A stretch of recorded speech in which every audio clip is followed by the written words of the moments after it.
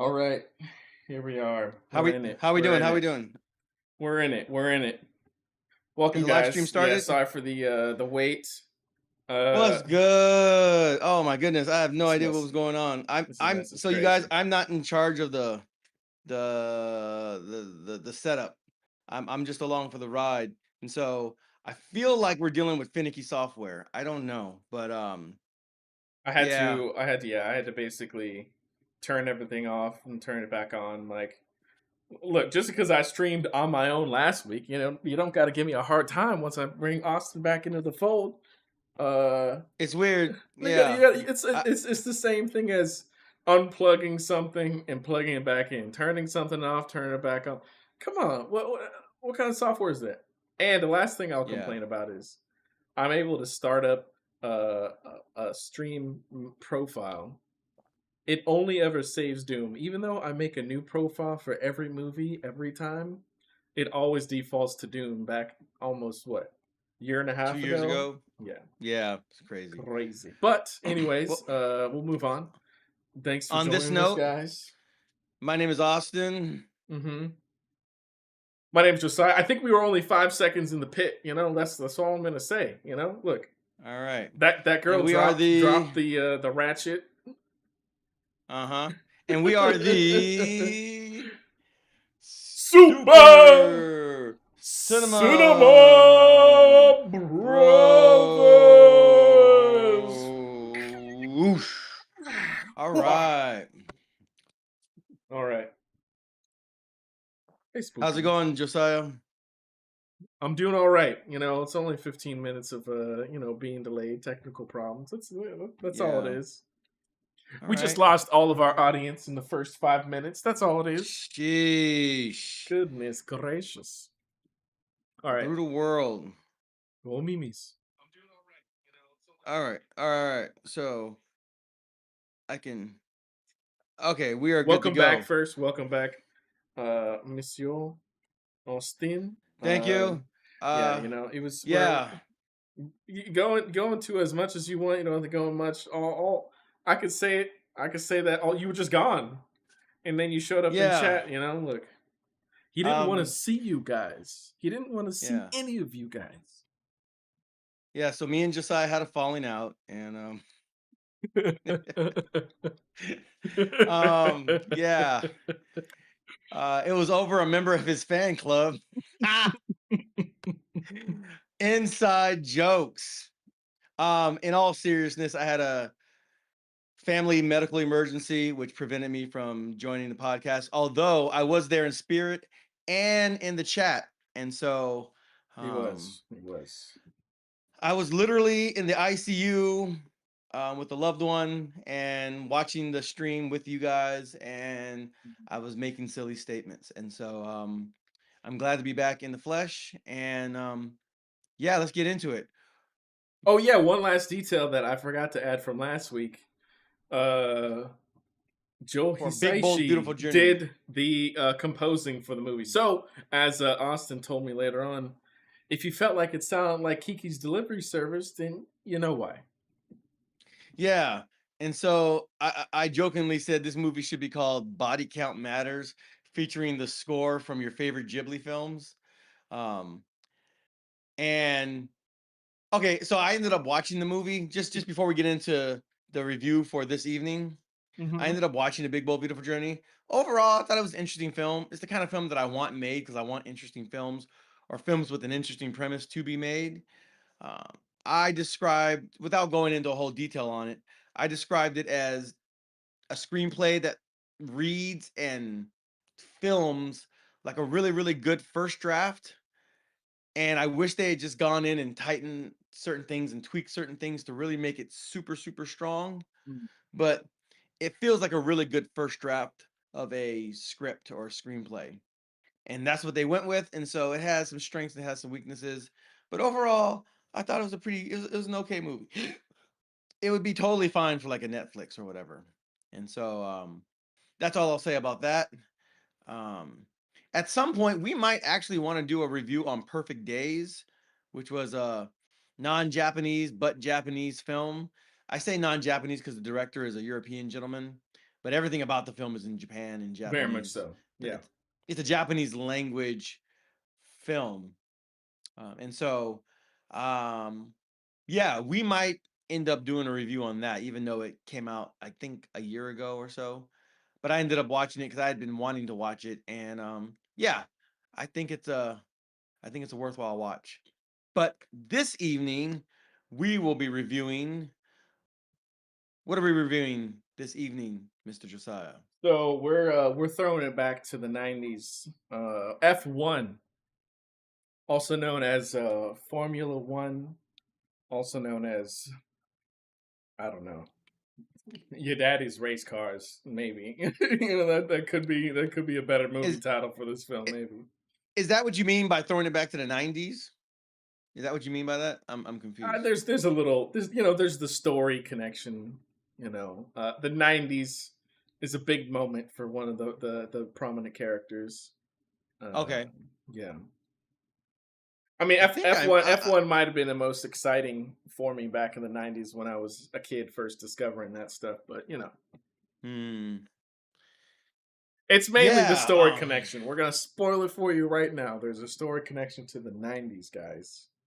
Okay, yeah. So, do you want to try to summarize this film and give a brief, kind of one paragraph synopsis of this film? I'm thinking about it, but I want to hear what you say. Yeah. Okay. All right. So, in all seriousness, as you guys hopefully already know, Formula One is a class of racing. It's a class of car racing in particular.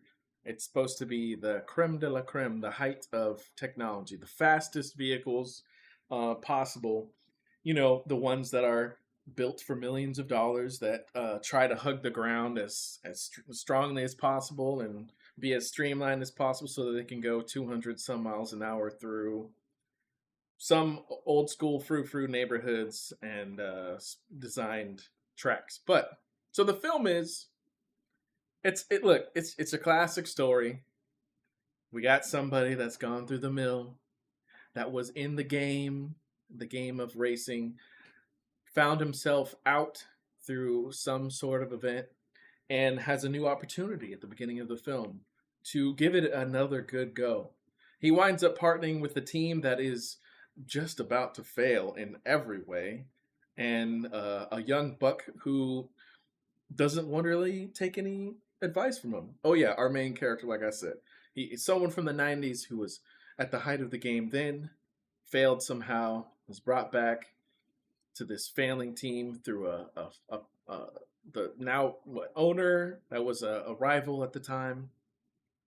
And yeah, we just watched the story unfold to see if they are able to figure things out, are able to come to love each other, come to understand each other deeply on an emotional level, to overcome every challenge in front of them, because it really is just them fighting against themselves on whether they're going to win everything or not. So it maybe happens by the end, and maybe it doesn't happen by the end. But look, it was about the race. It was about the journey. Brad Pitt. Okay, yeah. All right, Brad Pitt. In summary, Brad Pitt. Brad Pitt. All right. Yeah. Yeah, so this movie is like over the hill guy gets a shot at redemption, helping a underdog team with a headstrong prodigy who like you said can't be told otherwise, and they have to figure out a way to make it to the top. Yeah. It's that kind of story. Yeah. Yeah. This Mhm. movie, All right. Now for the even shorter description, we're gonna do all emojis. So there's the race car emoji, and then no, I'm just joking. yeah, no, seriously. Okay, so I would so like what stood out to me about this movie and kind of why I wanted to talk about it. I was kind of the Mhm. one Mhm. fighting to talk, kind of really fighting to talk about this movie and to do the review. This movie Yeah. is extraordinarily a paint by numbers movie. Mhm. I mean, it hits Mhm. the most predictable beats, Mhm. Yep. Yeah. and I still found myself kind of like wrapped into it. Okay. Paint by numbers doesn't necessarily have to be a pejorative. Doesn't have to necessarily be Yeah. negative. No, no, no. Um, like the 90s cinema is largely paint by numbers cinema. Hmm. All of your favorite movies from the 90s and especially the 80s are like super paint by numbers for the most part. I mean, It's probably for true of every every decade to some degree. There was always yeah. the the movie that maybe carves the path, and then there's a bunch of movies that follow the path and and try to paint those numbers. Yeah, so like you had the Matrix and you had a bunch of like Matrix copycats. And then somewhere over here in the corner somewhere you had like Mulholland Drive, you know? And Yeah. so you had your oddball movies, you had your fried green tomatoes, you had your Thelma and Louise's, um, you had your hackers, you had your clerks, you know. You Hmm. had some interesting movies, but like you just had a lot of standard issue Michael Bay, Jerry Bruckheimer blockbuster movies. You know what I mean? Yeah. And just your basic romantic comedies, your basic action movies, your basic dramas, your basic horror films. Hmm. And I don't think this movie is like a send up or a callback to any of that, but just the nature of the plot, it's very paint by numbers. In the same way, and this is relevant, in the same way that the new Top Gun was very paint by numbers. Hmm. And that's relevant because it's the same director. The Yeah. director of Top Gun Maverick directed F1. And so I would say it really shows. He likes a certain type of storytelling. He likes you hit the beats and you reach a very, you might say predictable, you might say satisfying, you might say, you know, standard issue ending. And so, yeah, but so cards on the table. I liked this movie. I enjoyed Yeah. it. This is a Yeah. fun movie to watch. Um, Hmm. and that's why I wanted to talk about it because the things that I would normally knock it for, or I would say are knocks against the movie, I actually feel like it works in its favor, and it just allows you to Hmm. sit back and just enjoy the ride. Yeah. Just enjoy the ride. Did you Um, enjoy the ride? I did. I Okay. did. Um, I think clearly, you know what? So the highlight of this movie are the two main actors, Brad Pitt and his counterpart, the young British black bloke. British Yes, the bruv. the young black British gentleman. I don't know his name, Hmm. but that character. I think Young they're buck both that was acted. peacocking. Isn't that Yeah, what they said? Was that the thing? He said he was peacocking or something. I forgot. I forgot. pep pep cheerio. Hip hip We just cheerio. lost all of the Western European continent in Go on. protest. See you Hmm. guys. Um, um, yes. Oh, They bruv, don't both get your knickers in a twist. don't get to. You know, I mean, they were enjoying the movie. Then next thing you know, they're all sixes and sevens. You know, oh, they're looking at us like we're real, like we're total muppets. Just real, like a pair of real donuts. Mhm. Um, Donut. Be a donut. shout shout out to our Rocco TV and the Manosphere, Oh yeah. Uh-huh. whose voice I'm completely butchering right now. Oh, that's true. Yeah. Yep. Shout out to him. Yep.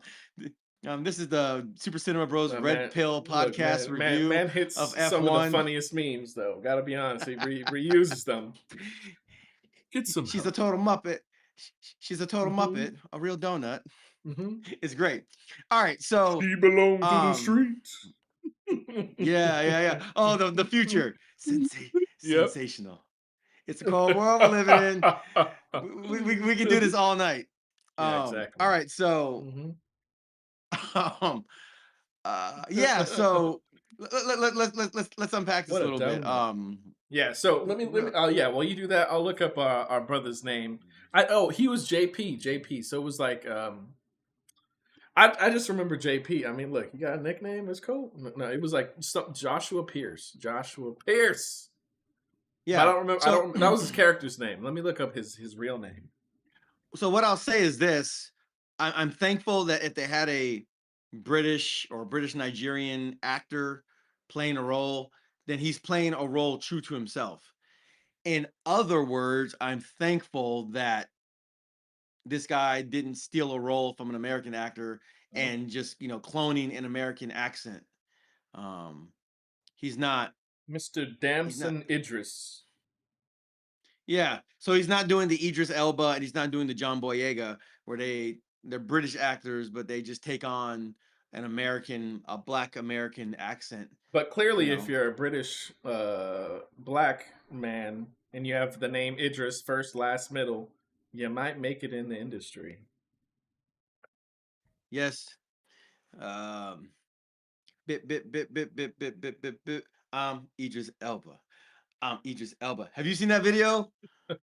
Oh my gosh, bro. I need to The watch it. I need to watch it. the BBC, I think it's like BBC Channel 3 is like this comedy sketch. It's amazing. You want cuts? I'm the geezer. Like it's amazing. The Idris Elba skit, check it out. Let's go. But yeah, so he plays a Brit. So I'm thankful for that. Um, yeah, so I appreciated that. And his mom who was in she was the counselor in Ted Lasso. Mhm. She had a role, which makes sense because this is an Apple produced film and Ted Lasso is also Apple produced. So it kind of makes sense they'll use some of the same actors. Mhm. So that was kind of interesting. But she played the role really well. The British racer's mother is a good supporting role for sure. Oh Um, yes, I remember her. That's Javier Bardem is in there. Sarah Niles, He's cool. Bernadette Yeah, Sarah Pierce. Niles, Hmm. she did a great job. Javier Bardem did a pretty good job. He didn't really have a whole lot to do, except like exposition dump and drive the plot just forward.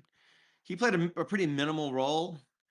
Um, but the contrast between the two main racers, Brad Pitt He's one of the and numbers of the painting, basically. yeah, absolutely. Mhm. And so yeah, the plot follows very like up, he first time he drives, up he crashes it, up he's got a lot to learn. He's gonna have to catch up before he can really race and be competitive with the big guys. Mhm. It's Mhm. that whole thing, that whole progression. It's even to the point where it's like they get to Monaco or wherever, it's like the final race. I wonder what place they're gonna land on this race. You know what I mean? Mhm. It's like, all right. Yeah. Um, Yeah. yeah, this is their last chance. The whole team's gonna go under if they don't win this one. All right. So give me. Yeah. Yeah. Yeah. You basically have told me, but give me the final say you would have on this movie before spoilers. All right, spoiler free. This is a fun, enjoyable watch.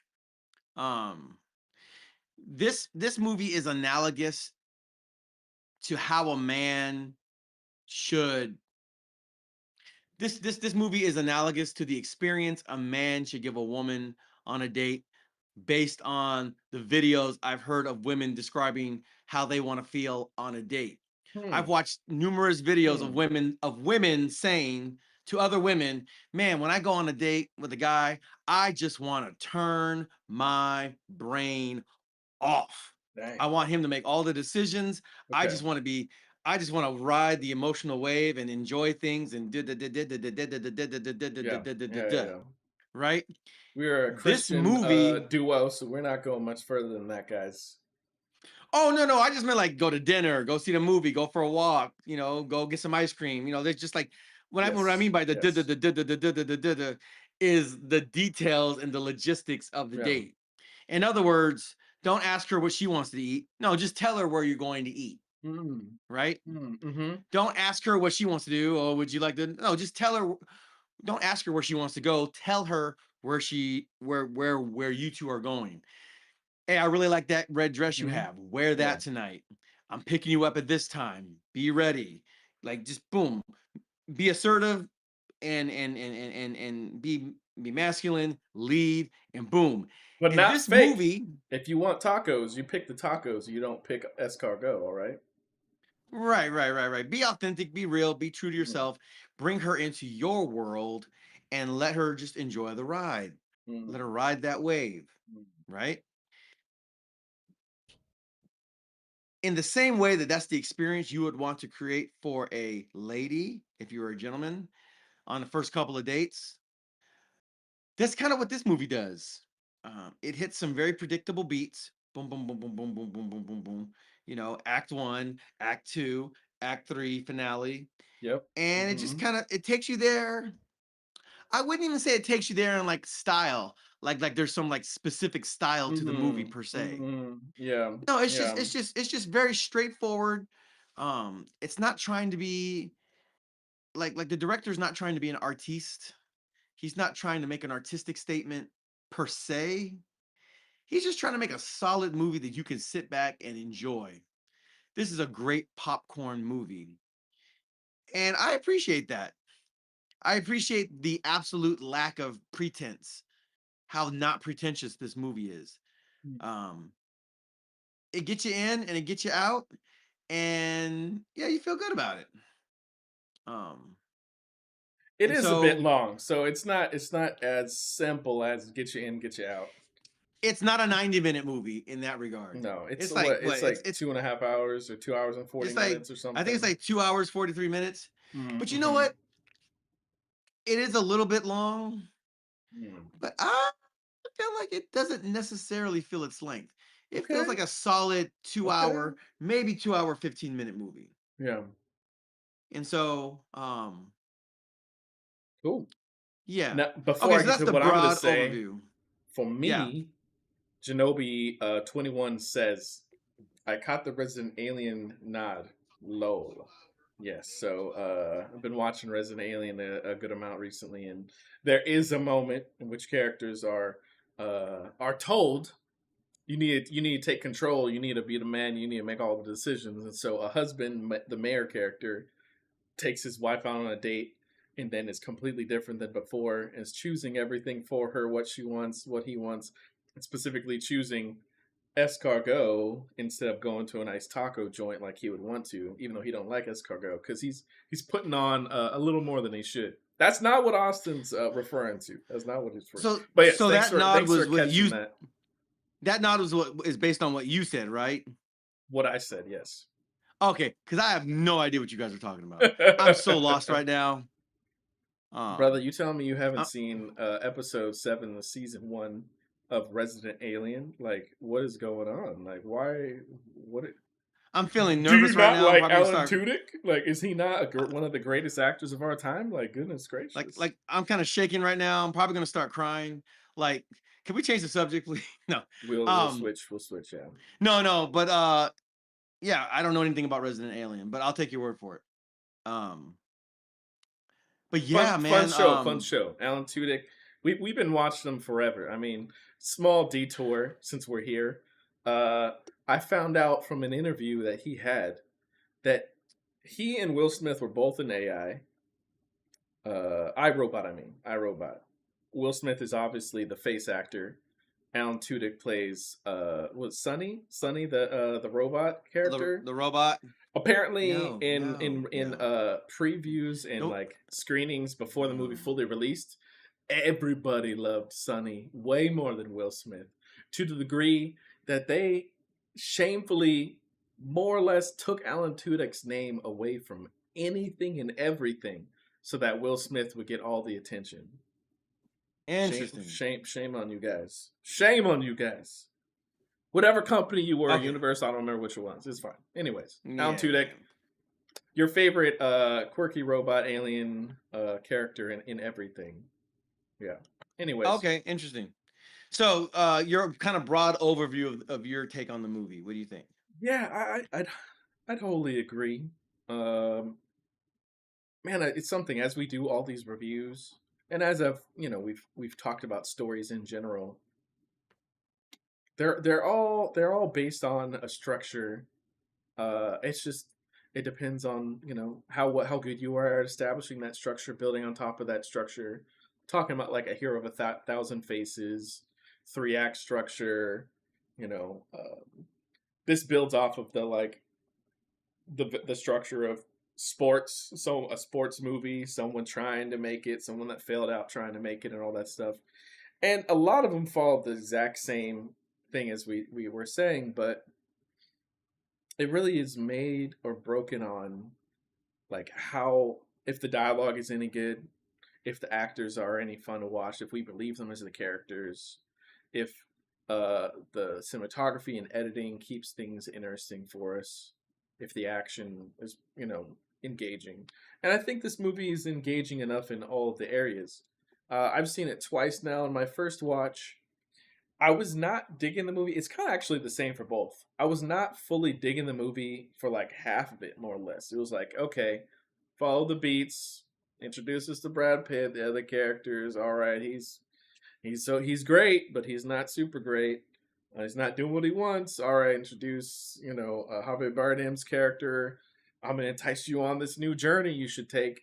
I don't know if I want to go on the journey, and then eventually goes on the journey, and so it just is like it's hitting the things that it needs to hit in this kind of a story in the most predictable way. But even in that first act, I enjoy watching what I'm seeing. I think the shots are nice. I think the acting is fine, and it's not until maybe the second half, and in particular maybe either the second half of Act Two and the like beginning of Act Three, that I think it really does something. I can't fully say what it is that it did more successful than that first half, but I think I just kind of like engaged better with the characters. Maybe I spent enough time with the characters and it's edited well enough and the performances are good enough that I stepped into the world. I bought into it enough that I could be like, yeah, I like to go on this journey, even though it's exactly what you would expect the journey to be. It looks Yeah. good. It sounded fine. I got engaged. I got engaged somehow at some point. And yeah, so if you're looking for a slightly come from behind, rousing underdog story kind of a thing in which the main Then characters they watch have Haikyuu, the high school volleyball anime that is absolutely amazing. and also paint by numbers, but still amazing. I mean, Amazing. look, fine, How fine, dare you, Josiah? brother. If How you, could you? I dare. I could Oh my goodness. better it by one. The Oh. first slam dunk movie does Haikyuu and Oh. all that it wants to in a single movie better, Is it better? It's very good. The Slam Dunk movie is quite good. brother. Is it better than the Haikyuu movie? Brother, it is, I feel like brother. they're kind of neck and neck. I feel like they're Look, kind of neck and neck. the first slam dunk is standalone. You need for the Haikyuu movie. Look, I did watch it without seeing most of the series. Still a fun watch. That said, I was at a bit of a disadvantage going into that Haikyuu movie. First slam dunk gets you in, gets you engaged, gets you excited for the characters, and then hits you with artistic an artistic masterpiece at the height at the conclusion of that movie. Yeah, okay, so in fairness, the first like Slam Dunk was a 90s manga and anime. So it had run its course like 20 years ago. It's been finished for a long time. So it's kind of like it's kind of like an anthology movie of sorts, kind of sort of. Um it's amazing. Go watch it. Uh the Haikyuu movie is You a watched that direct movie. continuation from the first 3 seasons. And so it hits it hits differently if you watched all of it. So like they're not exactly the same, but just yeah.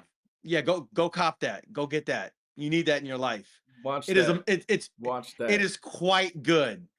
Quite good. It is excellent. All right, so those are both better movies than F1. F1's still a Yes, fun yes. F1's still a fun movie. It's a fun watch. See, F1. Okay, number one, I'll say two things about F1. If F1 if F1 came out in the 90s, it would be a modern day. It would be like a classic. It would be considered a Mm, classic. If it was It the would exact be. same It movie, would be. it would be considered like a it might even make the Criterion Collection if it came out in the 90s. Mhm. It would be like a genre defining film. Hmm. Um, Hmm. Yeah. Yeah, I can see that. and I'll say that this movie is going to do gangbusters on TNT right before a Mm. very special Yeah. faith-based episode of Leverage. You know what I'm saying? Like Yeah. this movie's going to Yeah. do quite well on TNT. But man, they're I'm sure. Oh, do they edit it down 2 hour 45 minute movies? Do they chop out some stuff like I don't on know, TV? I maybe. don't know. That's a long. Yeah, That's a it long is. runtime for It's a TV. long movie. That's a fair point. Uh, it's a bit long, but yeah, I mean they'll just make it a 3 hour event. Like 15 minutes Yeah. worth of Yeah. commercials, and you're good. Um, Here, let me okay, throw on this. so Look, so if you yeah, like what 2 years ago, if you watched Gran Turismo, you basically watched this film also. It's just you take out the video game and you put in the different vehicles. You more or less have the same kind of story. But that said, they both have good performances and they're fun to watch. So, these movies, Gran Turismo and F1, these are very very similar movies. uh-huh. They hit very very similar beats. Yeah. Um, I would The even one go that so far stands as to out above say all of them, though, so far for me, Ford versus Ferrari. That movie I was was about to say, just I awesome. was just about to mention that. But I was going to Yeah. let you finish, and I was going to say Ford versus Ferrari. Mm-hmm. That's another movie, also very good, um, that hits a whole lot of the same notes. Actually, because Ford versus Ferrari is based on historical events. Hmm. It has nuances in it that make it interesting in different ways. Mm-hmm. Because there's a lot of like internal politics, and there's a lot of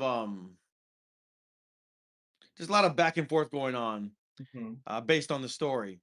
Uh, and the same isn't really this case in the same way for Gran Turismo and F1.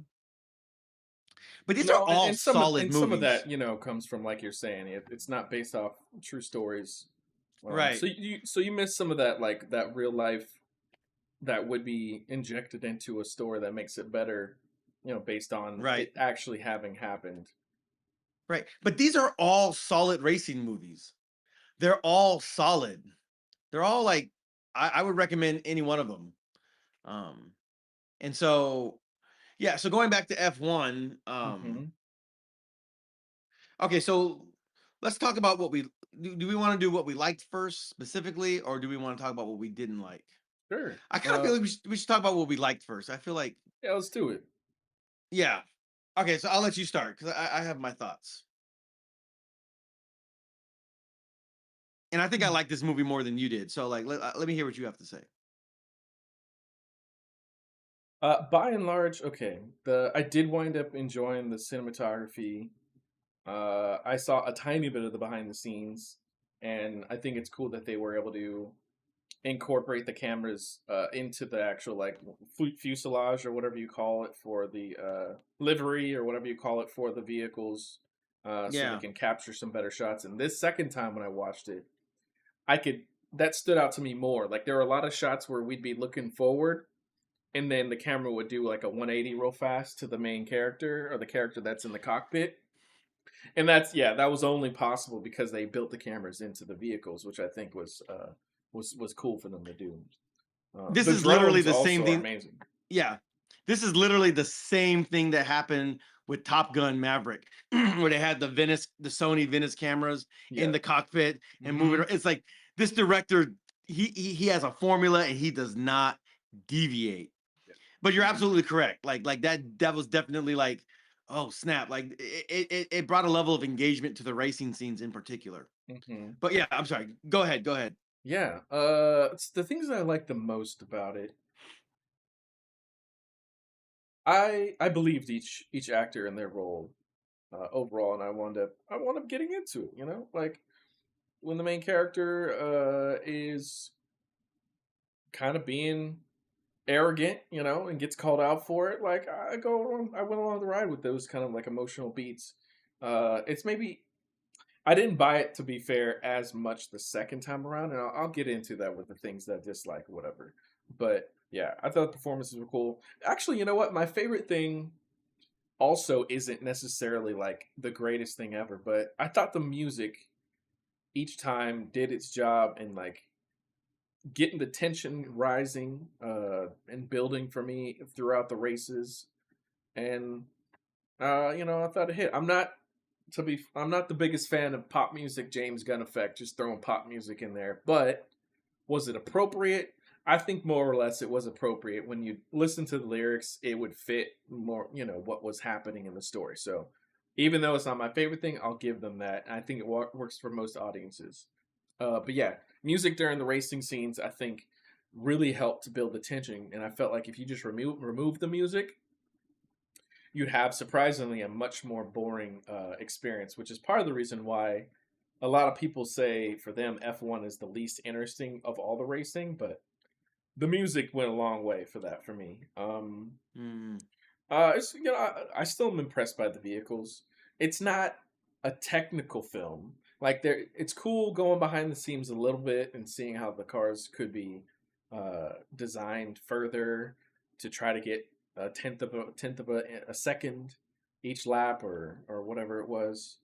Um, but it's not it's not trying to be that kind of film. It's not trying to like highlight the vehicles over everything else. So I think it chose well to highlight the characters and their interactions, and thought dialogue was good. It didn't some yeah, okay. Yeah. I'll stop with the music. I think the music was probably my favorite thing. And then the acting. How about you, man? all right, so it's funny because like I don't really remember the music at all. Like that is just like I can't tell you what song was played during what race or even what songs were played at all. Like I have no recollection of that. And so it's interesting. I just didn't I don't know. I just didn't register with me. But I think it's interesting that it registered with you because it's just yeah, it's like I can't tell you what songs were in there. I like okay, so I liked So one thing you realize that when you're watching the movie, when they're in the cockpit, there's this giant roll cage kind of arm bar that's like directly in their line of sight. It is, So like they're yes. constantly having to look on either side of this thing just to drive these vehicles. So like Hmm. that's crazy. It That's is. nuts. Like I Yeah. don't even like how do you even feel safe, comfortable, like understanding what's directly ahead of you? Bro. That's nuts. I hate having like a paper on the dashboard when you're driving, and you're like seeing A the little reflection spot, in a little insect. the Yeah, Oh my god, I don't exactly. even like I don't get that at all. So like I thought that was really interesting. Mm. And the like just how close you can be, how almost Mhm. interconnected like your fender could be like right up on just right in front of like the back wheel like these tolerances are so minute in F1 racing, Mhm. right? Like in NASCAR, like the cars are meant to kind of like you can kind of bang into them, bump into them. You can do fender benders. They're kind of built for that on some degree. Um, and of course they have a big giant roll cage and all that stuff. Um, but yeah, like especially when they're hitting those turns, like they got to slow down real quick. They got to decelerate and then accelerate. And yeah, I found that really interesting figuring all that stuff out or just watching them kind of like make these kind of negotiations mid-turn or how they're going to turn and all that stuff. So I thought that was really interesting. I thought the performances were really strong. Okay, so when I saw that it's Brad Pitt and the young talented, Damon Idris. misguided, yeah, black guy. I'm like, oh man, are they gonna make him super annoying, and are they gonna make Brad Pitt really mature? And I mean, technically, they kind of did that, but no, A that little bit. wasn't A really the little bit. dynamic. I mean, a little bit, but like then they kind of get over it, right? Because there's some, they kind of butt heads a little bit, so that's kind of there because Brad Pitt is in his 60s. Um, so there's a little bit of that, but it didn't annoy me like I thought it was going to annoy me. I thought that was going to be a big detractor for me throughout the film. It's like, yeah. So I'm glad that wasn't a substantive part of the movie. It's there a little bit, but then it's part of the character growth and the character arc, and it kind of resolves itself. I liked Brad Pitt's performance, his physical performance. Mm-hmm. Like you see him like working out constantly. Yeah, he does the thing with like the tennis balls to kind of keep his Mm-hmm. reflexes sharp. Yep. He's like leaning on his bed, like doing like exercises for all the muscle groups that would be all Mm-hmm. banged up Mm-hmm. or sore, being in this crazy little thing, Ice crazy little baths cockpit. and stuff like that. Mm-hmm. Yeah, things that the younger guy didn't have to do because he's still a spring chicken. You know what I'm saying? Or has like different technology, like I don't know. Yeah, They like had some sort of wrap around his head and were like using like a rope, or whatever to like to strengthen his neck or something like that. yeah. Hmm. So I like it when when a movie, by way of the editing and by way of the writing, will artfully and meaningfully dodge a question Hmm. to good effect. So there's like there in the beginning of the movie and at the end of the movie, uh, somebody like I think it's the waitress at the diner that where Javier Bardem meets Ah, Brad Pitt's yes. character, Hmm. and she's like, "Oh, you're a racer. Oh, why do you race?" And Brad Pitt in both cases, y- it's funny, and then it just cuts right. You don't actually hear his answer, and I actually kind of like that. And at the end of the movie, hey, is it like why do you want to run this race? Like why is it so like he spoiler alert, he ends up doing like a dune buggy race kind of thing down in like Hmm. Baja, California, Baja California. down in Mexico, And, he had the flyer, he found it right. Yep. He shows Um, up and yeah, gets recruited because they were looking for a driver, and yeah, for some reason we're showing up to this event without a driver. yeah. Uh, So like, you know, why do you? They ask him like it doesn't matter. It doesn't matter. why did you do all this? And Yeah. he does the same thing. It's funny. And then roll credits. Like he answers the question, but you don't hear the answer to the question. And I think they do that to good effect. Sometimes that annoys me in movies. This time I actually I found it endearing to his character.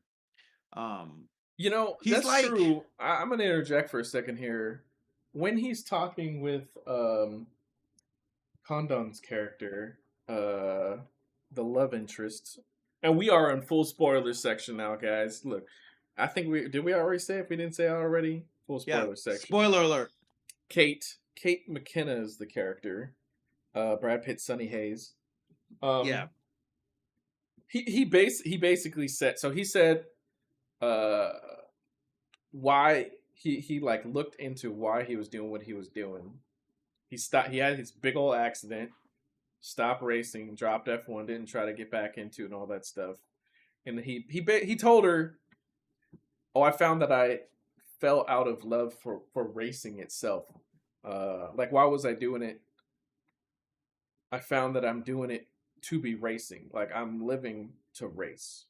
I'm racing because that's what it is for me." So even though in these sections when an outside character asks him, they do tell us, the audience, that he's racing because the act of racing is the thing that he is continuously chasing. That's what the love that he wants to never let go again. Just the act of Yeah. racing. Yeah, I think they asked him like what is it about racing? They asked him something very specific that he didn't quite answer in that balcony on Vegas after him and his love interest, they spent the night together or whatever. Um, it was just the way that he kind of like, you know, and then it just cuts. But I don't know. he I just tells her it's the racing. It's Yeah, because that's how his other relationships ended. Like, he wasn't living to like make money, he wasn't living to come home and support a family or whatever. He stopped right. racing and he got back into racing because he was like, he found that the love of racing is why he needed to race. And so he wanted Yeah, to keep that insight above everything else. and he does go into this whole thing about like, I feel again, this is a very classic kind of a trope where a person kind of like outlines the pleasure they take in doing a thing. This is like the speech in Chariots of Fire where the racer, like the main character, his fiance asks him like, "Why do you race?" He's like, "When I race, I feel this." You know, he was a Christian. He was like, he's a Christian, right? In the Mm, movie, he's like, like I feel like God is giving me speed, and when I race, I feel this pleasure. mm, He was like a Scottish guy, right, or Irish guy, whatever. You know, is like that, or Goodwill Hunting, right? Um, Ben Affleck and Matt Damon are having that conversation at the end of the movie. He's like, "Oh, what do you mean I owe it to I owe it to myself to take advantage of my super genius brain." And Ben Affleck's character, his best friend in the movie, right? He's like, "No, man, F you. You owe it to me. You owe it to all the guys out here at this construction site.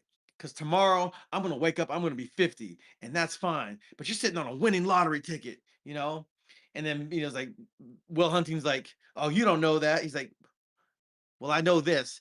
Every time I go to pick you up at your house for just a quick moment, I'm just hoping that you won't answer that door, that you just leave, you know?"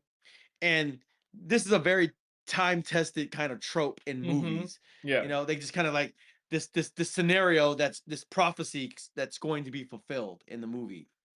And this happens in this movie. He's like, "Man, it's almost like when I'm racing, I'm just in the zone, and I just, it's like I'm flying, right?" Mhm. That's what he tells Kate. And Yeah. Mm-hmm. yeah, and sure enough, at the last race, he Yep. pulls out ahead, and he's The just music, coasting. the music cuts.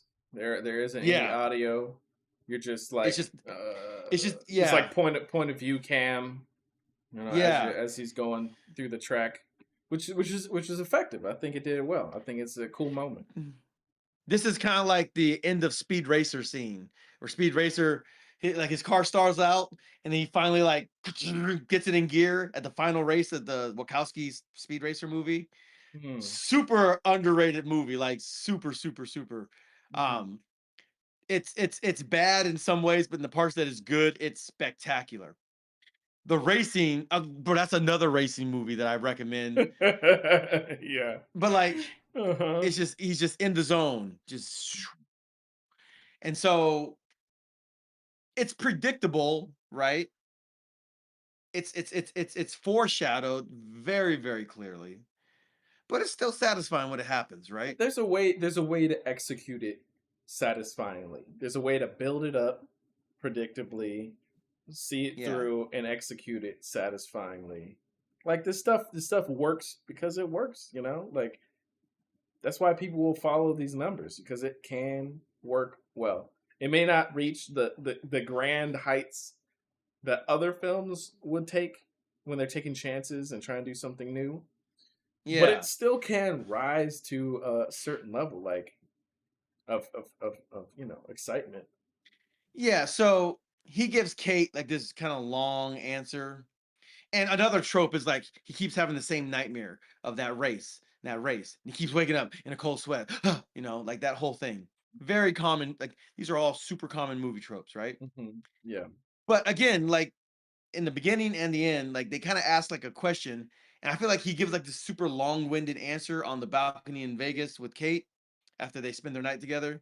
But it's almost like there's like a shorter, there's like there's like a different kind of answer that he could give, and we never hear what that answer is. And I just kind of enjoyed that. All right. Beyond So that, Sonny's mindset, his perspective on things. yeah, it's like he explained like what like kind of like he kind of gave like a full explanation as to kind of why. But there's like something that he's like not quite explaining. Kind of he never quite captures, or that we don't see him capture. Anyway, I just kind of something about that I thought was cool. I like that part. Um, Other than that, um, I like I training arcs, imagine I right? imagine they use drone shots for a good amount of it. Oh And yeah, there's there's some lots of there's some there's pretty quick drones out there now, and yeah, I think it's just that much better. at immersing us into like the reality of the races. Oh yeah, and they actually I think did film during some real life F1 events. That's what I had heard at least. I'd have to double Oh check yeah, that. But yeah, there's some shots in which you could tell it's like, oh, this is a real event. This is a real coach. These are some real racers in the world. But the fact that they're able to like put their cars onto the track and like use them to some degree with like the actual other racers, I think was cool as well. yeah. I kind of feel like this movie is kind of light, a little bit sparse on B plots, Mm, but to the extent that they exist, they're all in service to the main A plot, and they don't distract too much. They all kind of work yeah, in service. yeah, So I thought that and was good. they do mark them off for the most part. Like, there's Yeah, the pit crew girl that is making mistakes at the beginning, and by the end of the movie, well, one, right, she's obviously supported by Sonny versus Joshua, so she's encouraged by our older main right. character, and then she makes some changes down the road, and then at the end of the movie, she gets her, what, 3 second change, like with no mistakes Right. and stuff like that. Yeah, there's Kate who's an engineer. Yeah. Is that what you would call her? An engineer who figured Uh, out a way. she's an She engineer figured of out types, yeah. I think she was aerodynamics the engineer. chief engineer or chief. Yeah. Yeah. Yeah, and there's a little bit of a subplot about that, her being a woman and that Mhm. being, people counting her out. It doesn't stay on that for too long, but it mentions it. That's fine. It's probably accurate. Yeah. Um, but There was like also the element of all, her kind of her ex husband, her professor, and her old boss yeah, not like thinking that she could do not this believing thing, in or her or basically. thinking she was crazy to leave a more secure job for the this opportunity. And Yeah. And then sadly she enough, basically she winds up bounce. Yeah, she her previous marriage is broken up because of this right. opportunity. But you know But he what? should have been Doggone it. supportive, you know. Yeah. But you know what? Hey, she proved them all wrong. Hurrah. But She like, built she built a she winning builds, vehicle. she designs, and she's a designer. She's like an engineer slash designer, and she designs a special kind of flap towards the back wheel that allows airflow and aerodynamic derpity derp, keeps the car, the race So car on the ground. it's the bottom trim on the side of the Yeah. vehicle between each of the sets of tires. Right, right, The right. shape is different in that it allows it to drive behind another vehicle in dirty air so that it's designed for combat so they can, yeah. I guess earlier in the film, when Sonny first gets in the vehicle, he finds that it's good on like straights and stuff like that, but at turns, and especially when it's behind another vehicle, it's struggling with the dirty air or whatever. So she designs it to do that, and then they say later in the film like, oh, because we've designed it to do that, you need to stay in the group, because this is where it's designed to Right. work. It's conducive and catered to a certain type of racing, certain Yeah, type of strategy and yeah. driving. Yeah, there's a lot of internal, what's the word, like internal baseball? What's the word I'm looking for? Inside baseball. Yeah, there's a lot of insider baseball that they kind of bring you in on racing. Oh man, you're on bald tires. Oh man, we need the new tires. But oh, you got to pull out ahead of this vehicle to keep the time, and like just like all these, like all this calculus that's going on, which is real, which is true to like all racing. It's true to Formula One. It's true to NASCAR. Like it's just true to like professional level racing. And so I like being brought into all that stuff. It's very Ford v Ferrari in that regard. Actually, all of those movies kind of touch on that, with the exception of like Speed Racer, which isn't concerned with those types of things. But yeah, just like the hardcore logistics of coming in. When do you come in? What do you sacrifice or compromise on if you ride on these types of wheels for too long? If you wait too long to go back into the pit, and who's going to pull ahead? Who are you going to pull ahead of? Is like all of these decisions that have to be made in real time. Uh, I I think that was really good. And Yeah, did our live stream go out? Check. I'm looking at it. I don't believe so. Looks like we're still going. Okay. Why do you Looks like think that? I just saw it. I'm checking on the phone. I don't know. Anyway, Okay. So, oh no, we're still going. I think any so. more, yeah, any final things that you really liked about this movie, or shall we move on to Yeah, I thought the dialogue. I thought the dialogue was pretty good. Um, yeah. and yeah, I like it when there's an end credit roll and they give you something interesting to look at during the credit roll. Shinobi says we're still going. Awesome. Yeah. So when the end credit rolls and the movie is still playing in some way, shape, or form. Yeah, he's dune buggying it up in Baja. It just gives you something to watch other than just the credits rolls, you know? And Mm-hmm. so Yeah, we don't want to see all uh those people that worked on the movie. Like that mess is boring. I yeah. get what you mean. It is fun for the movie to be kind of meshed with the credits in one way, shape, or form.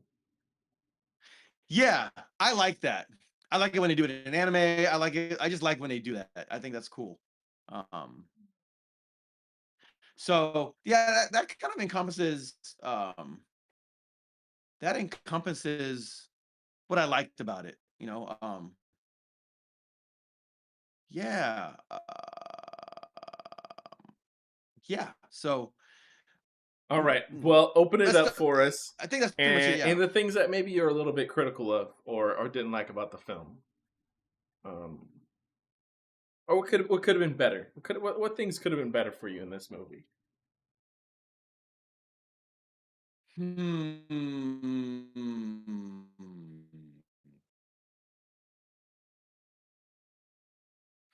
Okay, so again, this is a very common movie trope, but this is one that slightly annoys me. It's the so you know the thing where, hey, don't do this. Hey, take my advice. No, I'm gonna do it my own way. No, the car, right? Yeah, yeah. Big And old then explosion. and then the concerned mom sees Brad Pitt in the hospital. Oh, you bastard! How could you put my son in this dangerous position? You seem like It you're a was risky all you. guy, but like, I knew you were a yeah, it's like problem. The second you came I knew over, you you're a were beautiful reckless. man. Man, I wish I could be in a relationship with you, but you know what? You screwed up my son. If you want to be reckless with your own life, you have at it, but don't be reckless with my baby. Like it's that whole.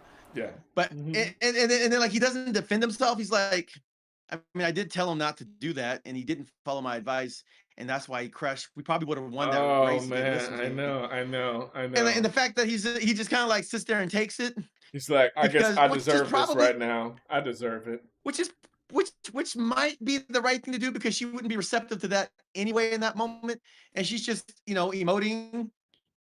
I just hate it when they do that, when movies do that. Hmm. And then a good 30 minutes later, of course, hey Josh was mom, like, you know "Well, what? Just mom." he told me to put my seatbelt on.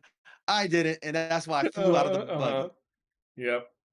Look, Oh, I guess I he's could have not such a bad guy. easily not tried to go into that curve at full speed.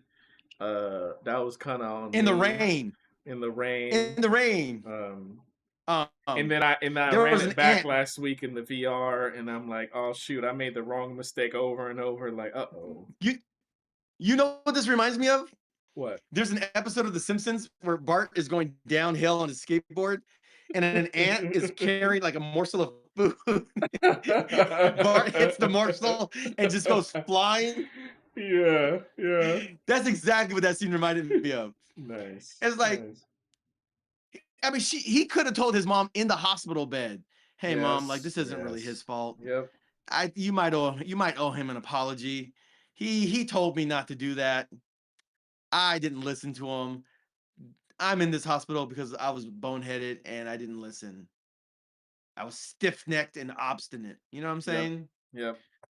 Why do we have to wait Yep. 30 minutes to get that revelation?" Okay, so I don't that kind of got on my nerves. Yep. And then Fair. again, so basically this movie is a collection of tropes that I do like and tropes that I don't like. So my negatives are the tropes that I don't like. Um Mhm. oh, we can't use our vehicle. We got to go back to using the other vehicles. That's gonna put us at a disadvantage. I'm Brad Pitt and I'm angry. Ah, Dude, that was honestly, yes, one of the worst parts of the movie. Like why are we doing like this? what? Why? Like Yeah, what about the event and the situation caused you to be like, I'm gonna throw it all out the window now.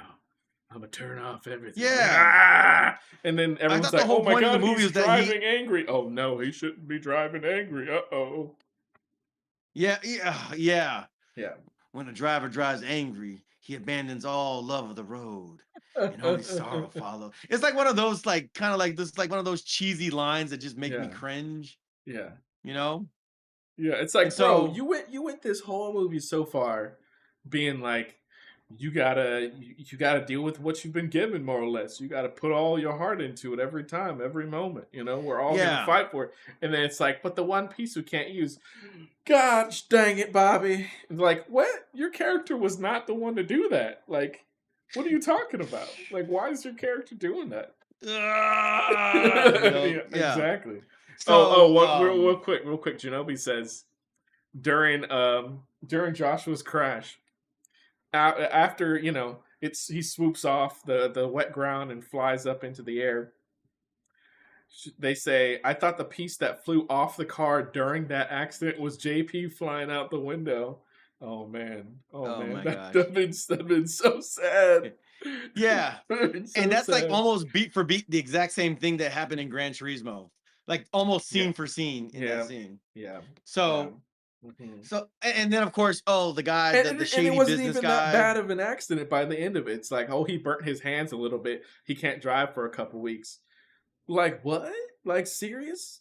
Like this main character broke his back, and then you just like burn your hands a little bit while the whole vehicle's Yo, like up in flames. like in his own recollection of that race, like Uh-huh. his leg, his body's here, his leg is like pointed back at, and then dude, Sonny in the flashback is looking like Yamcha on the ground. Like, goodness gracious, oh like, my gosh, yo, but with a twisted leg, bro, his leg is completely inverted. Bro, I would be yeah. waking up in a cold sweat every night if that was my Dude, reality. seriously, So, seriously. okay, so yeah, the rage quit. That was annoying. And then like, Yeah. oh, the shady business guy. Hey, how about you join my team? We're gonna get rid of your friend over here. How about you join up with me? You'll make $3 million. I You'll make $3 million, designed for you Shay. guys Yeah, to Shay. lose. We It's brought called you it's the on to be classic. a loser so we It's could the make regular old money. double cross, Shay. It's one of the classic blunders, Shay. Yeah, Shay. Why don't you join me, Shay? I'll never turn on you, Shay. See? Like, all Yes. right. It's like, okay. So to so like turn your back on your friend. so All to right. that guy, It's to that actor's credit and that character's credit, the second watch I did pay attention to him in every scene, and his acting is actually showing that there's something else going along. So like he holds back reactions a little bit. He winds up having like a different kind of his dialogue may like lead in a different path when it sounds like the first time he's being really helpful. So I think I will give some credit that you will see that he is being maniacal, slow in light ways along the way. But yes, it is. yeah. This is very classic. You're talking about Speed Racer. Basically, Speed's Racer villain is that character that we're we're Yes. we're acting like. Almost to the beat, right? Yeah. So I'm like, all Uh-huh. right. Now I did like, so like he made that bet with the news reporter or whatever. Yeah. And then like at the end, like before that race, the guy from the team comes up and like gives him a big envelope full of money. That is a I'm really like, cool moment. I like that moment. I When that liked it moment too. happened, I'm like, you know what? I like this. I He's a like this. stand-up guy because he did lose that race, but we never saw what happened. But no, Mm-hmm. he was a man of his word. He paid him back. Like, all right, Mm-hmm. I appreciate that. That was good. Um, but I mean, this man is like he's like collecting all the Infinity Stones for all the different types of racing. He's like when I went like what is that like?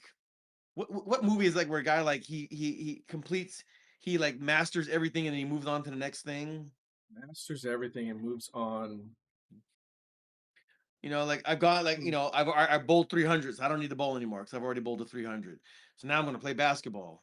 Oh, okay, I've overcome LeBron's scoring record. All right, now I'm on the football. You know, You I know, beat I Jerry hate I Rice's wide hate to make receiver. this comparison to some degree, but and this is blasphemous just thinking about it. It's going to sound even more blasphemous talking about it. In the Seven Samurai, all right. So we have the lead wise samurai now he's not the main character, but he's the lead of the seven that more or less recruits everybody. And when we first come across him, he happens upon a bandit that has like kidnapped a child and taken that child into a hut, and he's trying to like basically like extort, blackmail, whatever it is. So the samurai comes across this instance. I think some monks or whatever come out and like tell him or people around him the situation.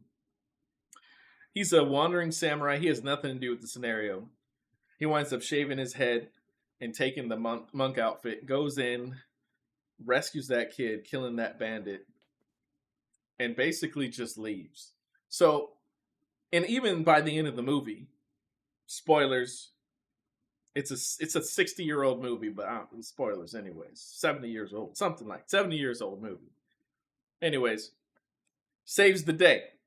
Okay, but there's like two of the seven samurai left. So him and another one of the samurai are out looking basically the graves of the other five samurai, and he sees Oh that yeah. all the villagers are partying and having an amazing time, but they're moving on with life and they're not even doing anything to celebrate the samurai in any way, shape, or form or be there for them.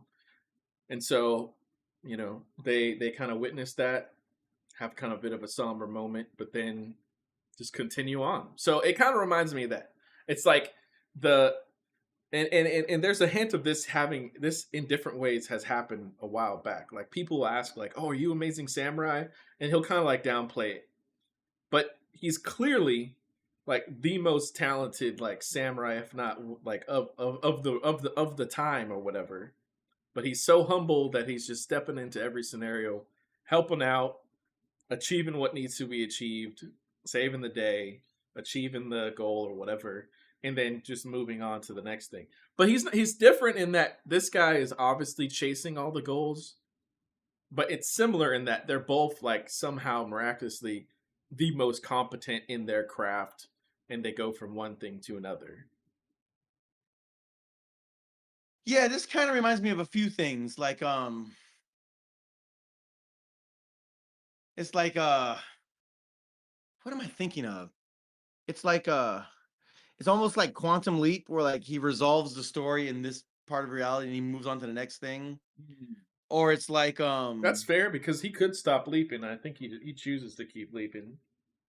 oh really? Yeah, maybe. Yeah, I I don't think he has the remember. option to like go home, but at one point, but then like chooses not to. Anyways, This is like one sorry, of those spoilers movies where for like the another series. guy Like we don't care about yeah, spoilers. This is the spoilers section, guys. We're gonna yeah. spoil It's just anything. like Be ready. he's like the guy that trains somebody, makes him a champion, and then he just kind of picks up his knapsack and just keeps moving. It's like one of those kinds of movies, you know what I mean? Like he accomplished the Hmm. highest goal, and then he just kind of like walks that lonely road alone Yeah, to his next yeah, to yeah, the next thing. He's like a yeah, vagabond of sorts, you know? yeah, yeah. Yeah. It's And it's like so the it's almost like the pinnacle like dude trope in a way, like to be amazing and capable and everything to, but then also humble to some, as well. But like you pursue everything, you achieve it, you get it. You don't necessarily flaunt it. He doesn't touch the trophies; it's bad luck. And then yeah, moves on. He yeah. he leaves the girl, even though like it was part of his character arc. Yeah, He's very superstitious. Like he has the card, he keeps the card in his pocket. He doesn't look at the card. yeah, He just hmm puts it in his pocket. yeah. And so he has these little rituals that he does. Hmm. The only other thing I didn't like is I don't like it when a movie sets something up and then doesn't fulfill it or honor it or follow through on it. Hmm. So at the last race, he has like a little like vertigo dizzy spell. Oh yeah, And I mean, he kind of feels it a little bit during that last race, but not yeah, like it didn't like sideline him it didn't do anything that kept yeah, him yeah. that That's a fair it had no complaint. real impact, material impact on his actions or what actually Yeah. transpired or the end result of anything. Yeah, there's So a I'm like, hundred why even? percent a version of this movie in which he's the one that has an episode, Yeah, and he crashes out and JP's tells the the guy one to that go. yeah, Yeah, 100%. There's a version of that movie, and they were like leading up to it, and then JP decides like nah, I'm gonna be the teammate to do everything that helps my team win, and I'm yeah, gonna push this guy to the limit, even though I'm gonna crash out on the turn again. Um, yeah. yeah. But they So try. I mean, the writers thought about it to be respectful to them, and they say like, you're gonna have 1,000 races to win, so that he gets this one win, is able to move on, and JP, we imagine, is gonna win all the other races for the next 20 years. You know. yeah, like Brad Pitt just goes around collecting Infinity Stones, basically. You know what I mean? Of all the different types of races, all the different types of stock car, this, that, but. And Yeah. so, That's why it's obvious that even though he doesn't say the thing at the beginning or the end, it's just for the love of the game, for the love of the action, for the love the of, thrill of the race, yeah, yeah, the thrill of yeah, the chase, yeah, that kind of thing. yeah. Yeah, I just like the way that they kind of like left that open ended Oh, it's by good. cutting before he I answers think the it treats question. the audience, with some intelligence. Yeah, or it just leaves it open. So like, I generally don't like contrived ambiguity because I find it pretentious. Mm. Like the way that they like this I don't know if this is a hot take or not. The movie's old, but like No Country for Old Men. The ending of that movie where just like it's just, Tommy Lee Jones says his thing and then it just goes silent. And then the movie just ends. I'm like, to me that's lazy writing. To another person that's like, oh, it's like really profound and makes you sit with it and meh, meh, meh, meh, meh, meh, meh, meh, meh, meh, meh, meh, meh, meh, meh. I find it pretentious and obnoxious. I don't like it when they do that. Mm. So, it's a difference, right? Some people That's have an appetite for that. Some people don't. that might be written. Was that written by Cormac McCarthy? Was that a book first? It's possible. I've not read I don't know. It might very be. many of his books. I've only listened to The Road, which is really good, and I saw the movie as well. But Yeah. I don't remember. I don't know if the book winds up ending in the same way, but it Yeah. could. It might. I mean, even like things like the ending of like The Sopranos, right? Sopranos. People like, it just ends super ambiguously and inconclusively. And I generally find that to be lazy. Um, it's lazy storytelling or lazy script writing masquerading as like artistic ambiguity, letting letting the audience think for themselves. Like, no, you're just not thinking. You're just being Yeah. lazy.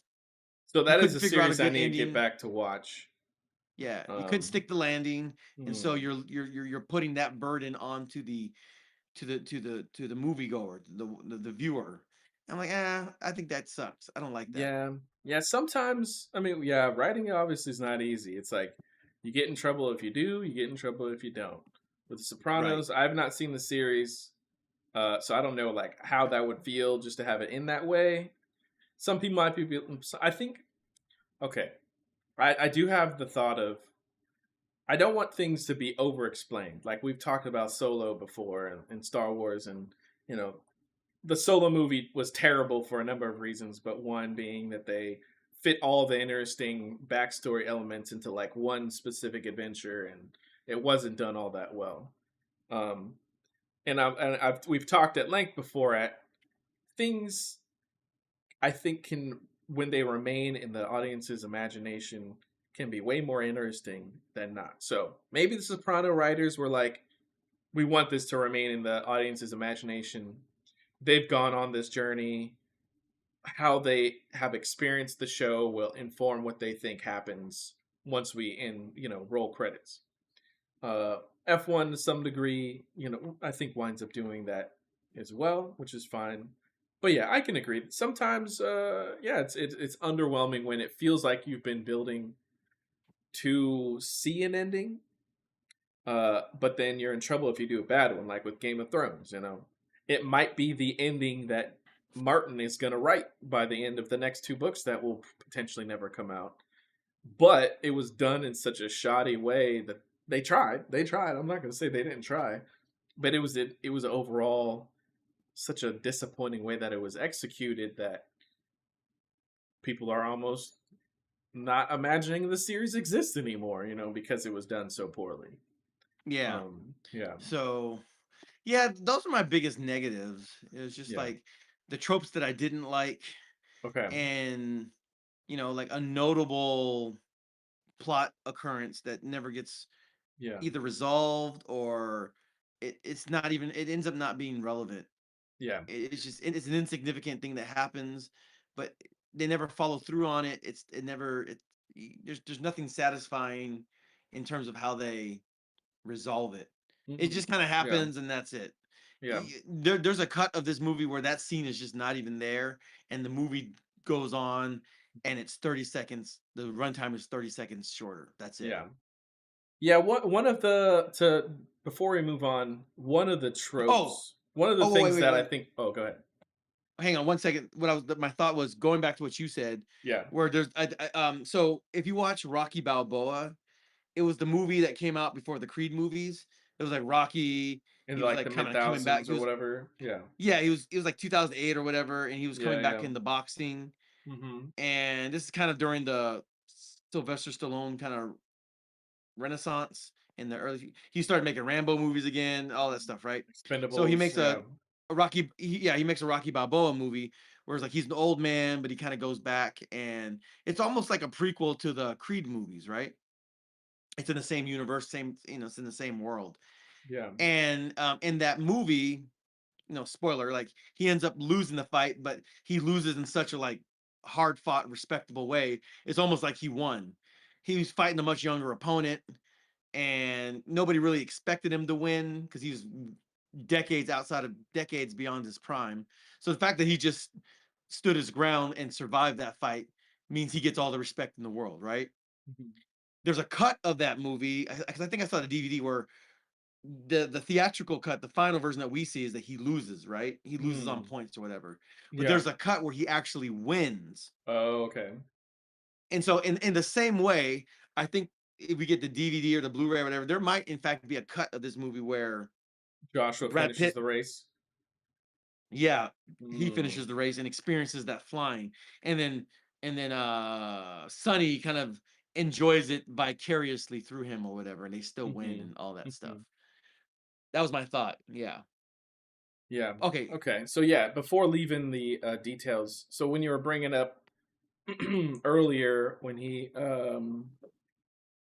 flames out of nowhere because you know they switched the pieces of the vehicle. Yeah. Another giant like plot frustration for me was uh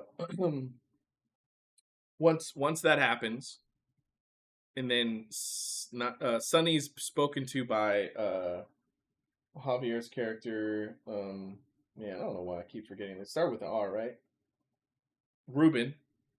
Ruben.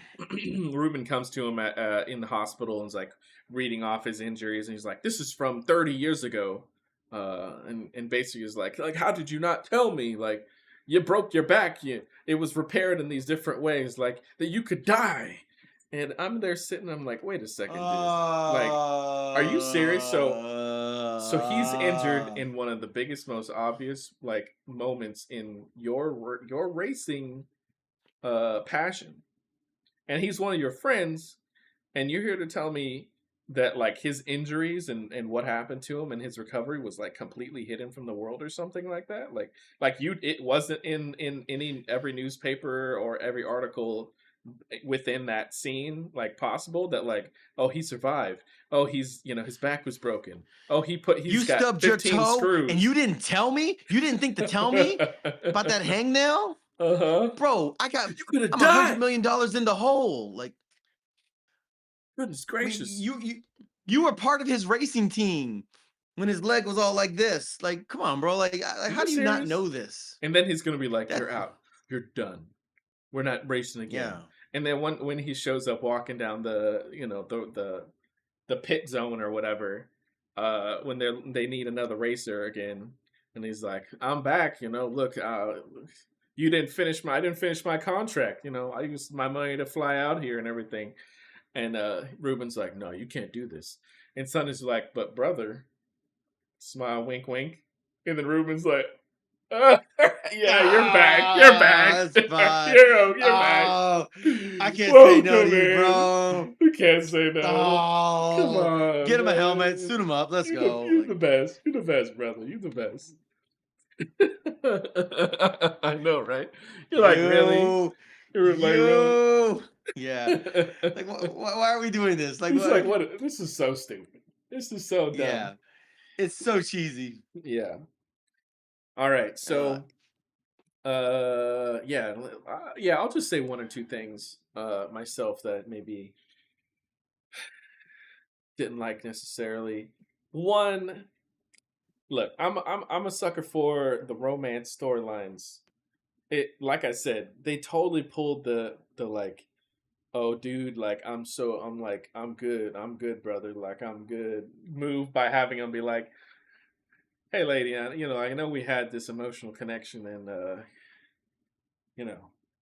you helped me overcome a few things in some ways, and we could have a relationship, but look, I'm married to the game, so I'm a bounce. Can I see you down the road? All right, see you down the road. Let's get one more kiss in. All right, all right, all right. I'm gone.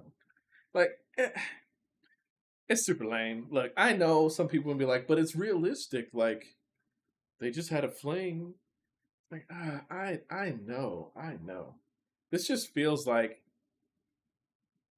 dudes want yeah, to like protect themselves from like being emotionally hurt or something like that. So they got to write it where the guy's like, hey, we had a good time, right? I'm gonna move on and chase my true love racing. Like, I get why they did it. Yeah, it's just stupid to me. It's just dumb. But someone on the other end might be like, they just had a little bit of a relationship. They're not really all that connected. It's like, well, look, in the context of the movie, like, she's a big part of his growth. He's a big part of her growth. But yeah, it's just kind of lame for me. But they want to be the cool guy leaving the party on his own. yeah. It's like I just gotta be free, man. I gotta Yeah. ride Uh like huh. the eagle. I'm like, you're You know, 60 and alone, bro. I Like, got too much love to be like held down. Too much love to give. Yeah, yeah, you just can't hold me down. yeah. Like, I don't feel like I'm meant. I don't feel like I don't know. It's so stupid. It's like, oh, everything in modern neuroscience is saying you're an idiot for like bouncing around so much. You're miserable. You're not happy. Yeah, yeah, But yeah. again, like some people are fine being single, but like don't be sleeping with women and then like just leaving them, like but whatever. Um But she now was I'm now down I'm for edit it too, right? And it's like, well, Oh, she was not totally not down. Yeah. exactly. I mean, she was, but she was also like not wanting to do it. So Oh, yeah. okay, yeah. So the other trope that like the other eye roll trope is when they're in the casino and they're playing poker, and the drivers are Okay. driving each other, and he's like, haha, I have I have two pairs, I have a pair of threes. Hmm. Oh, you I got me, won, brother. bruv. See you, Ah, loser. yeah. Oh man, how can you say all that? He beat you. I had kings, and then they start smashing. I'm like, I ah. know, I know, I know, I Uh, know. oh, so you But let him win? Okay, yeah, cool. yeah, I'm okay with yeah, that, but yeah. That's one of those cheesy tropes that I'm like, okay, okay, that's fine, that's fine, that's fine, that's fine. you It's lost. necessary Actually, for I the story for won, you not to come across like but I a wanted to bad build his character. confidence. Yeah, So I lied about yeah, winning because that's what's gonna make him win races, yeah. apparently. Which actually brings me to my final thing I'll cover. And I feel like so it's specifically the character arcs. I think they're there, but they I guess it's try and true with the movie. They're just plugged in where they need to be.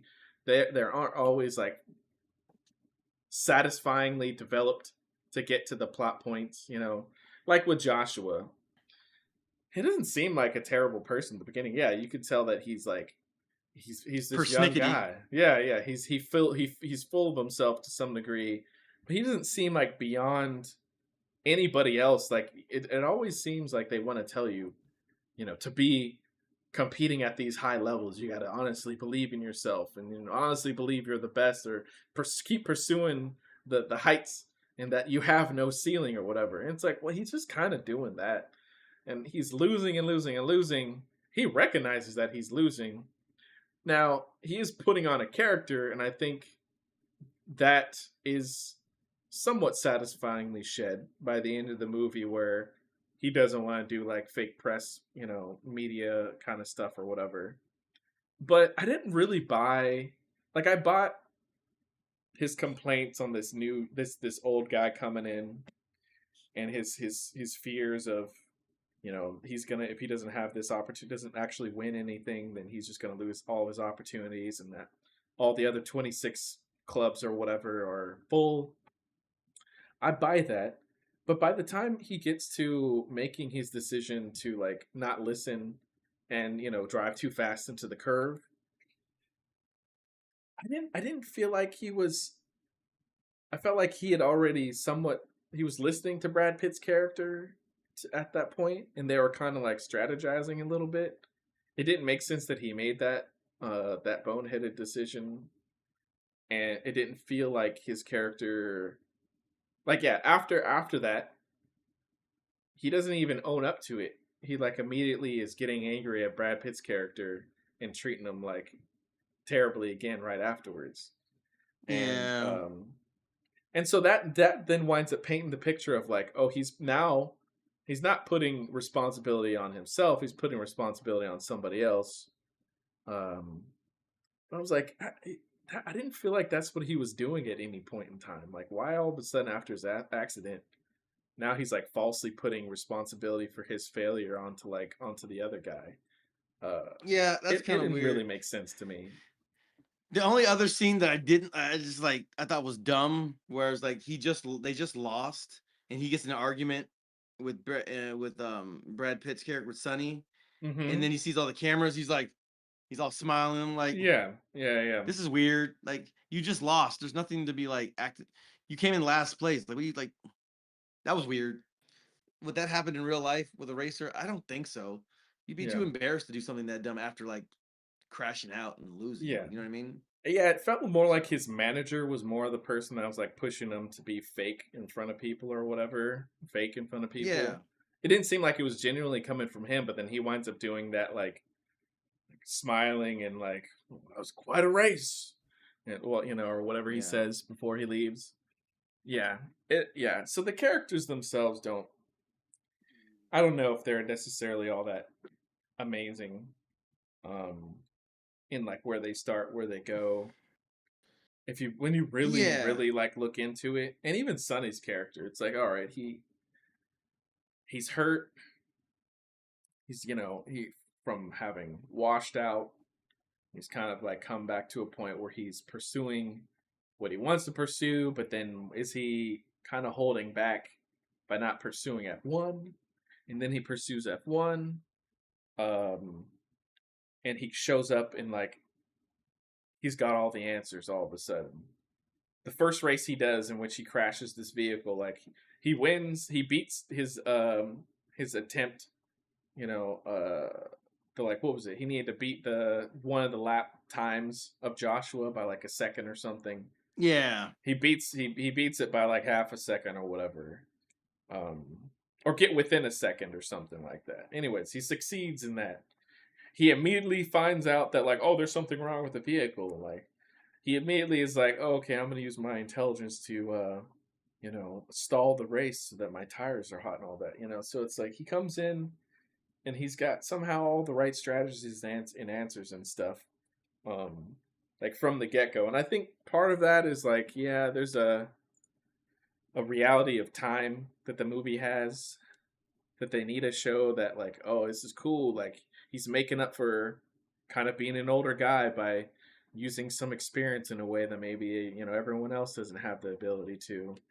Um, but yeah, it's like is the thing he's supposed to learn is that he needs to find a way to like re-exist with people, whether that's teammates or find something outside of racing, which I guess maybe he learns that by the end of the movie, and then he chooses just to kind of be on his own again.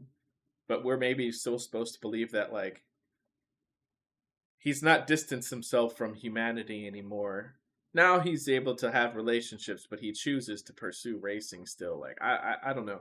I don't know if I fully like see that his character development is like fully fleshed out and satisfying. But that's just me. Yeah, I kind of feel like he is like the main character from Initial D, which is Hmm. a drifting manga slash anime Yeah. where the guy has like a really old like Nissan car or whatever, the Hachiroku, the 86 or whatever. And it's not the fastest vehicle, but like he learns how to drift perfectly. Mm-hmm. Or he'll use like the storm drainage to ride it to coast it and stuff. He just does like all these like crazy things that would destroy your car in real life, but like, it's Yeah, fun. yeah. Uh-huh. Yeah. But he's coasting, but he's like he's getting by on like technique and experience because he makes deliveries up and down this mountain, so he knows how to drive it. He knows how to drift perfectly. And I kind of Mm. felt like Brad Pitt's character is kind of like that. Yeah. He has all this experience, and clearly he follows all the racing stuff because he knows what's going on. But he's also like a beach bum, Yeah. and he's also like just kind of a hobo, and he just kind of drives, he just kind of drifts along, living his life, doing his thing. And so, yeah, but he has like this groundswell of knowledge and insight, and like he's able to figure things out. And um, I feel like if this was like a Netflix series, you get a lot more flashbacks from like other races that he raced and like what he learned from it and all that stuff. But because it's just a movie, it doesn't really concern itself with all that Or maybe he backstory wouldn't have or figured out that the drafting during turns was where they needed to improve, like the very first time he steps into their vehicle. yeah. Yeah, on that third turn, I realized that this car doesn't have a carburetor. uh, Everyone so was like, yeah, it's like "What are you talking about? We've engineered this perfectly." Later on, oh my gosh, there's no carburetor. He was right all yeah, along. yeah, Yeah. yeah, yeah, um, Yeah, yeah. when he's talking, So, side tangent within this, points out every flaw that all these professionals at the top of their craft never thought about. on the other thing, the other trope is like, like she's in that lab and she's just watching the same graphic of the simulated wind, and like presumably she's trying to figure things out and spending hours of her time to do it, but it's just that same graph. I'm like, all right, you can look at it for like give it a good 90 seconds. You know, it's like in movies where like this used to be egregious back in like the 80s when people had computers for the first time, and somebody would be researching something. It would be like this super cheap PowerPoint presentation. This guy's head of Megacorp, and they've just bought out Super Megacorp 3 years ago. And they're just continuously typing. Like, what are you typing? Like, what is happening? Yeah, It's yeah, like, yeah. I'm researching, I'm accessing the database, and they just never stop typing. And like the screen is just like the 90s was the worst. Like none of those screens looked anything like Windows 95. There's and like all these windows are popping up and all the screen was like, at least with the Matrix, they weren't even trying to do that. It just, oh, there's this code is look, it's the weirdest code I've ever seen, but it's all Oh, I gibberish. know, So I was like, right? all right, whatever. Yeah, yeah, exactly. At Like least this in is the like far hackers, future. We don't know what it looks like. Yeah. yeah, at least in hackers, it was just so far detached and removed from reality. It was like this virtual, it was all stylistic. Uh, the closest any movie ever got Which to is doing that which is halfway correctly. utterly ridiculous in its own right, you know? Yeah, I don't know if you remember The Net starring Sandra Bullock. It was like the first movie, the first thriller about the internet. Mozart's Ghost is like a website or web portal. Mm, It was the closest to where they got to like trying to do something that kind of like was halfway realistic. mm, Other than just like the NCIS. Okay, let me let me pull up the forensic schematics. Dun, dun, dun, dun, dun. They never stop typing. Like, what program requires you to type that much yeah, to find out like the pattern of the blood splattering on this forensic? Like, it's all gibberish. It's all nonsense. And yeah. so this movie did a very small amount of that. Um, but it's always something that I like in my mind. I always like, oh, they're doing that thing. Mhm. Okay. Just keep typing. It It looks like you're works doing fine something. enough for this movie, but that's like Yeah. why I said earlier, this is not the movie that's trying to be, capturing the hearts of, automotive enthusiasts in that technical way. It does a little bit of it, but yeah, I mean it's Yeah, yeah. that's part of its problem. Like it does everything a little bit. It's not committing to anything, Fair specifically. enough. Hmm. Yeah. So all right, so I think that's pretty much the positive and the negative, what we liked Yeah, and didn't yeah, like. we'll in there. Yeah, closing thoughts.